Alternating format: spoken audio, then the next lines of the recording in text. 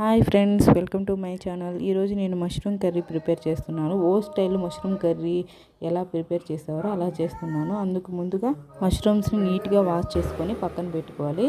ఇప్పుడు వాష్ చేసుకున్నాక ఒక దబరలో మష్రూమ్స్, 2 టమోటాలు, ఒక ఆనియన్ కట్ చేసి వేయాలి. తర్వాత ఇప్పుడు సరిపడినంత సాల్ట్, సరిపడినంత కారం, సరిపడినంత పసుపు వేసి 1 టీ స్పూన్ నూనె వేయాలి. ఇవన్నీ వేసిన తర్వాత వాటిని బాగా మిక్స్ చేయాలి. మిక్స్ చేసేటప్పుడు వాటిని బాగా అలా తిప్పడం కంటే ఇలా దానిపైన మూత పెట్టి తిప్పితే ఇలా వచ్చేస్తుందండి మొత్తము.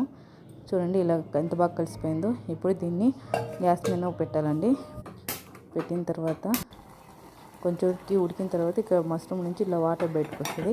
ఇలా వాటర్ బయటకు వచ్చిన తర్వాత మనం సరిపడినంత వాటర్ దాంట్లో పోసి మూత పెట్టేయాలండి. ఇప్పుడు మష్రూమ్ కర్రీకి మసాలా పొడి వేయాలండి. ఈ మసాలా పొడిలో ధనియాలు, తెల్లగడ్డ, ఎండు కొబ్బరి, అలాగే శనగలు, కొంచెం బియ్యం వేస్తానండి. ఇలా వేస్తే కూర థిక్గా వచ్చి టేస్ట్ బాగా ఉంటుంది.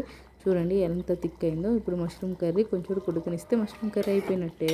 మీకు కానీ వీడియో నచ్చితే లైక్, షేర్, సబ్స్క్రైబ్ చేసుకోండి. Bye friends.